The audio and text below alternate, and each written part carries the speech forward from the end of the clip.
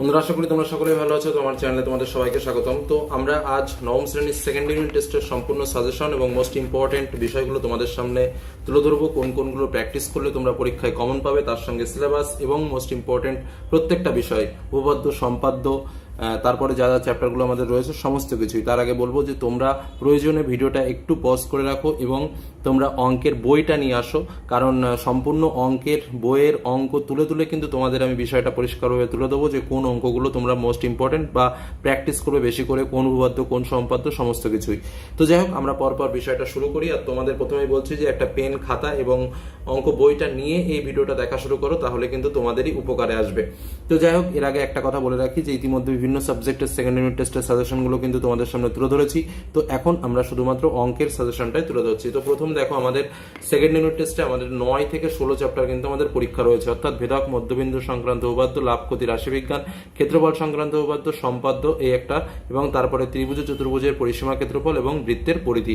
এই প্রত্যেকটা চ্যাপ্টারের মধ্যে থেকে কিন্তু আমরা আমাদের সাজেশন তোমাদের সামনে শেয়ার করছি। এবার দেখো আমাদের কি আসে। লাভ ক্ষতি থেকে 3 থেকে 5 মার্কের প্রশ্ন আসে, রাশিবিজ্ঞান থেকে 7 থেকে 10 মার্কের প্রশ্ন আসে, পরিমিতি থেকে আমাদের 3 থেকে 5 মার্কের প্রশ্ন আসে, টোটাল উপপাদ্য আমাদের 4 মার্কের আসে, সম্পাদ্য আমাদের 4 মার্কের আসে, প্রয়োগ আমাদের 3 মার্কে আসে। আর বাদ বাকি কিন্তু শর্ট টাইপের প্রশ্নগুলো আমাদের রয়েছে। একদম আমরা পরপর দাগ নম্বর বিশেষে আমরা চলে যাব এবং অধ্যায় থেকে মোস্ট ইম্পর্টেন্ট অঙ্কগুলো তোমাদের সামনে শেয়ার করব।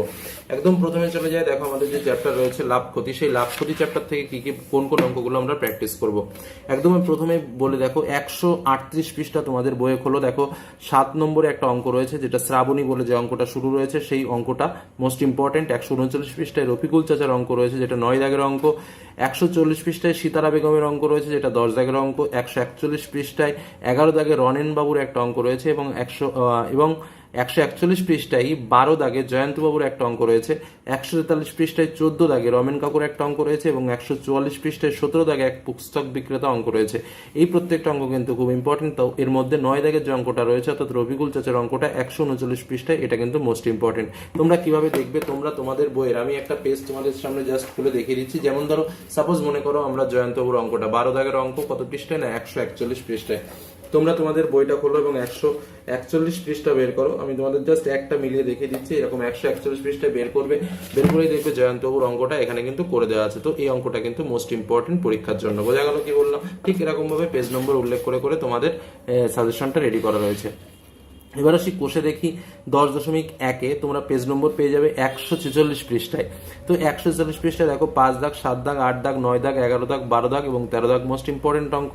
আর 147 পৃষ্ঠায় 17, 18, 19 একটা প্র্যাকটিস করে রাখবে। তবে পরীক্ষায় সবচেয়ে বেশি যে অঙ্কগুলো আসে সেগুলো হলো 8 দাগ, 9 দাগ, 12 দাগ এবং 13 দাগ, যেটা 146 পৃষ্ঠাতে রয়েছে।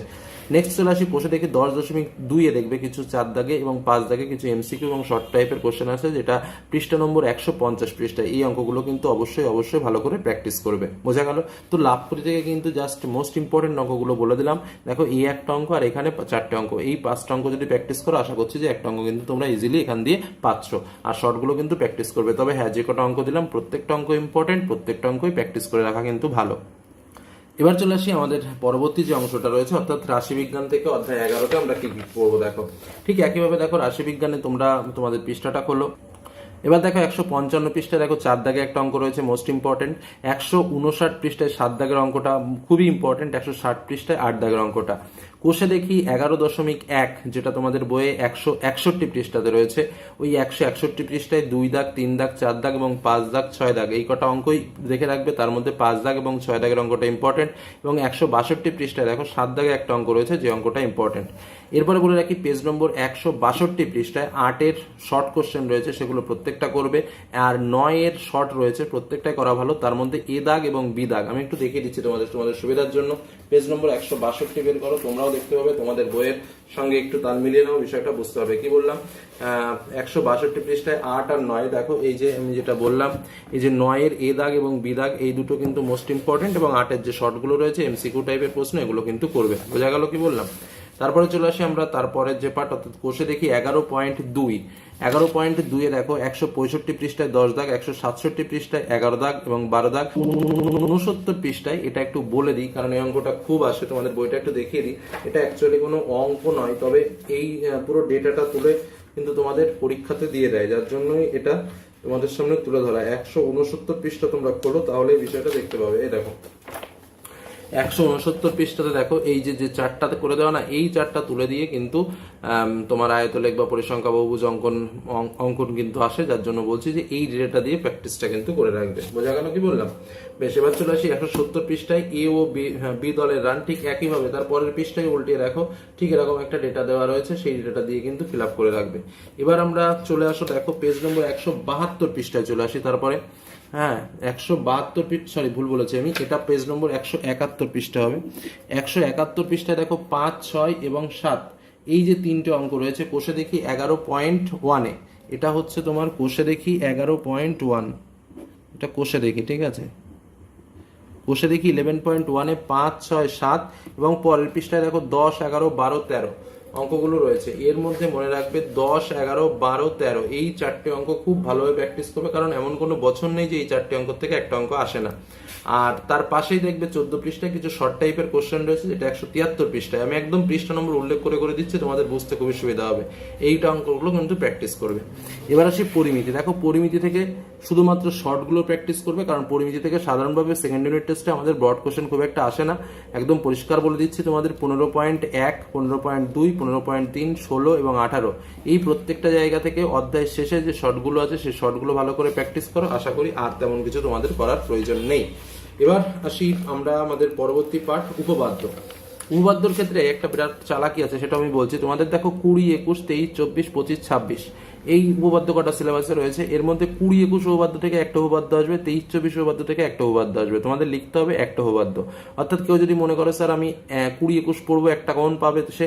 আবার যদি কেউ মনে করে আমি 23, 24 পড়বো, তাও একটা কমন পাবো। আর 25, 26 উপপাদ্য রয়েছে, আমাদের পরীক্ষায় কখনো কমন আসে না, বা পরীক্ষায় খুব একটা আসে না, ও বাদ দাও। তার মানে 21, 20 আর 21 ভালো করে পড়বে, অথবা 23 আর 24 ভালো করে পড়বে। আর যদি কেউ চারটেই পড়তে পারে তো দুটোই কমন পাবে। আশা করি বোঝাতে পারলাম। মানে 20, 21 পড়বে অথবা 23, 24 পড়বে, তাহলে একটা কমন পাবে। বোঝা গেল? এ হয়ে গেল উপপাদ্য। এবার আসি প্রয়োগ। প্রয়োগের জন্য কিছু প্রয়োগ দেওয়া আছে। তার মধ্যে দেখো 126 পৃষ্ঠায় 5 নম্বরের প্রয়োগ, 188 পৃষ্ঠায় 10 নম্বরের প্রয়োগ, 189 পৃষ্ঠায় 13 নম্বর প্রয়োগ, 190 পৃষ্ঠায় 14 নম্বর প্রয়োগ, 191 পৃষ্ঠায় তোমার 16 আর 17, তার মধ্যে 17 নম্বর প্রয়োগটা ইম্পর্টেন্ট। তো 126 পৃষ্ঠার 5 দাগ, 188 পৃষ্ঠার 10 নম্বর প্রয়োগ এবং 191 পৃষ্ঠার 17 নম্বর প্রয়োগ, এই তিনটে প্রয়োগ মোস্ট ইম্পর্টেন্ট, ভালোভাবে দেখে রাখবে। এবার আসি সম্পাদ্য। সম্পাদ্যর ক্ষেত্রে দেখো কোনো কোনো স্কুল তোমার দুটো সম্পাদ্য দেয়, একটা করতে হয়, আবার কোনো কোনো স্কুল একটাই সম্পাদ্য দেয়। এই জন্য বলবো যে কোষে দেখি 13 এবং কোষে দেখি 14 দুটো পার্টেরই সম্পাদ্যগুলো প্র্যাকটিস করবে। তার মধ্যে কোষে দেখি 13, যেটা তোমাদের বইয়ের 197 পৃষ্ঠা খুললে পেয়ে যাবে, যেখানে 3 দাগ এবং 4 দাগের সম্পাদ্যটা প্র্যাকটিস করবে। এবং কোষে দেখি 14, যেটা তোমাদের বইয়ে 201 পৃষ্ঠায় পাবে, সেখান থেকে 2 দাগ এবং 3 দাগের সম্পাদ্যটা প্র্যাকটিস করবে। তো এই হলো আমাদের সার্বিক আলোচনা, যে আলোচনার মধ্যে কিন্তু আমরা সম্পাদ্য, প্রয়োগ, পরিমিতি, তারপরে আমাদের আরো যে যে বিষয়গুলো আছে প্রত্যেকটা বিষয় নিয়ে আলোচনা করলাম, এবং আশা করি তোমরা বিষয়টি বুঝতে পারলে কি কি পড়তে হবে, কি কি করতে হবে। তো এই আলোচনাটি ভালো লাগলে অবশ্যই লাইক করো, নিজের সঙ্গে শেয়ার করো। যারা চ্যানেল নতুন এখন সাবস্ক্রাইব করোনি, সাবস্ক্রাইব করো। ধন্যবাদ।